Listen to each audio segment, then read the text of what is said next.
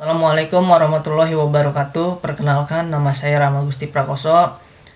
Sebagai mahasiswa Universitas Buana Perjuangan Karawang, yang pada kesempatan kali ini saya akan menjelaskan materi tentang hukum perdata dan hukum pidana. Video ini saya buat untuk memenuhi tugas semester pendek mata kuliah studi kelayakan bisnis dengan dosen pengampu Bapak Robi Pauzi. Baik, yang pertama yang akan saya bawakan terlebih dahulu yaitu mengenai hukum perdata. Hukum perdata yaitu yang berkaitan dengan hubungan antar individu atau entitas private, seperti perusahaan contohnya. Dan biasanya terkait dengan hak-hak pribadi atau properti. Beberapa contoh kasus yang diatur oleh hukum perdata meliputi perselisihan antara individu atau kontrak atau tentang kontrak, warisan, perkawinan, dan tanggung jawab perdata seperti kelalaian atau wan prestasi. Tujuan dari hukum perdata ini adalah untuk memberikan kompensasi atau solusi bagi pihak yang dirugikan, bukan untuk menghukum pelanggar. Ciri-ciri hukum perdata itu ada dua. Yang pertama itu dibagi menjadi subjek atau individu badan hukum seperti perusahaan. Dan yang kedua itu memiliki tujuan untuk mengatur hubungan hak dan kewajiban antar pihak-pihak yang terlibat, memberikan kompensasi kepada pihak yang dirugikan. Contoh kasusnya yaitu sengketa kontrak, perceraian, pembagian warisan, tanggung jawab akibat perbuatan melawan hukum atau tort. Sanksinya yaitu biasanya berupa ganti rugi atau pelaksanaan kewajiban tertentu, bukan hukuman penjara. Adapun kategori hukum perdata itu terbagi menjadi 4 bagian. Yang pertama itu hukum keluarga, yang mengatur hubungan dalam keluarga seperti pernikahan, perceraian, dan hak asuh anak. Yang kedua hukum waris, mengatur pembagian harta warisan dari seseorang yang telah meninggal dunia. Yang ketiga perikatan, yaitu yang mengatur perjanjian atau kontrak antara dua pihak atau lebih. Dan yang terakhir yang keempat hukum benda, yang mengatur berkaitan dengan hak milik atas barang dan harta benda. Dan penerapan hukum perdata dalam kehidupan sehari-hari dapat kita lihat pada layar, yaitu seperti transaksi jual beli, sewa menyewa, dan pemberian pinjaman itu juga merupakan bagian dari hukum perdata. Penerapan hukum perdata terjadi dalam berbagai transaksi kehidupan sehari-hari yang melibatkan hak dan kewajiban para pihak. Kedua, perlindungan hukum terhadap kepentingan perorangan dan badan hukum. Hukum perdata memberikan perlindungan hukum terhadap kepentingan perorangan dan badan hukum dalam berbagai situasi seperti perjanjian, waris, dan gugatan perdata. Yang ketiga, pentingnya peranan hukum perdata dalam penyelesaian sengketa. Hukum perdata memegang peranan penting dalam penyelesaian sengketa antar individu maupun badan hukum melalui proses mediasi, arbitrasi, maupun persidangan di pengadilan.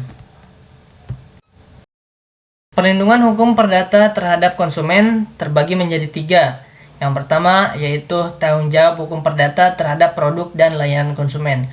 Hukum perdata memberikan tanggung jawab terhadap produk dan layanan konsumen, termasuk mengatur ganti rugi atas kerugian yang ditimbulkan akibat cacat produk atau jasa.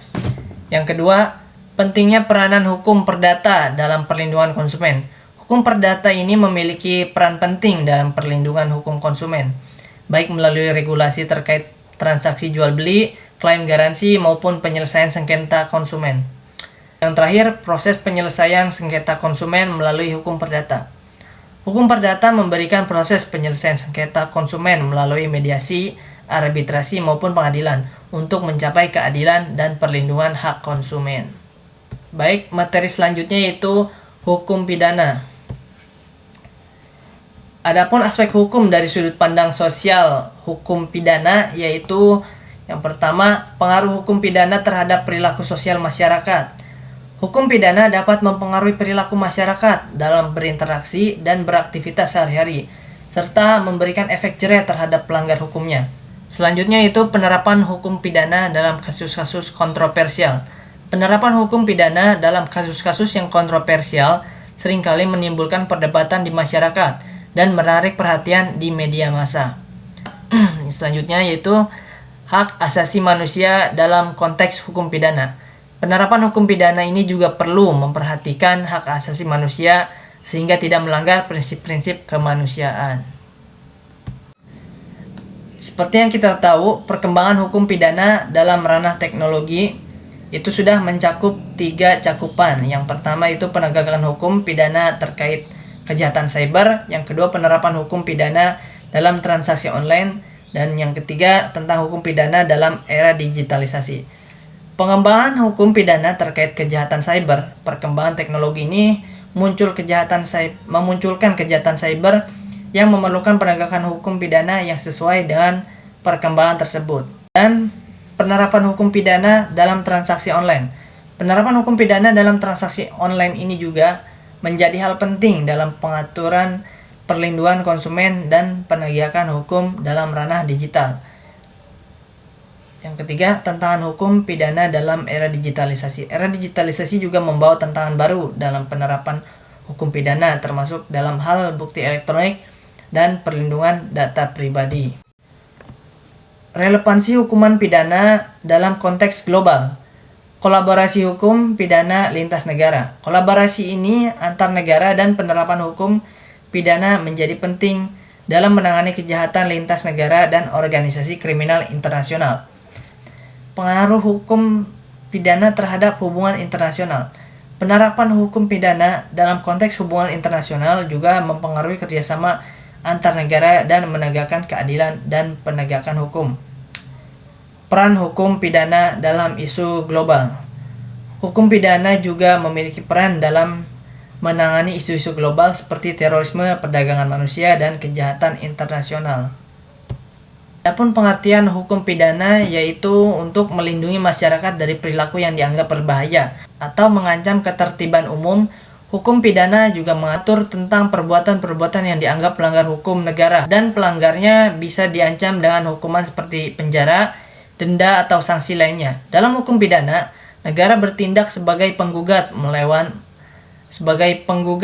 individu atau badan hukum yang dianggap melawan hukum. Contoh kasusnya yaitu pembunuhan, pencurian, penganiayaan, dan korupsi. Sanksi yang dapat dijatuhi kepada pelanggar hukum pidana itu yaitu berupa hukuman penjara, denda, kerja sosial, atau hukuman mati dalam kasus-kasus tertentu. Perbedaan utama hukum perdata dan hukum pidana yaitu hukum perdata mengatur konflik antar individu atau hukum terkait hak-hak pribadi atau properti dengan tujuan memberikan solusi atau kompensasi. Sedangkan hukum pidana yaitu mengatur pelanggaran terhadap hukum negara dengan tujuan melindungi hak masyarakat dan menghukum pelanggar. Terima kasih atas perhatiannya. Mungkin itu saja yang dapat saya bagikan pada materi atau video kali ini. Kurang lebihnya harap dimaklumi dan mohon maaf apabila ada kesalahan kata yang mungkin kurang berkenan. Saya akhiri, wabillahi taufiq wal hidayah. Wassalamualaikum warahmatullahi wabarakatuh.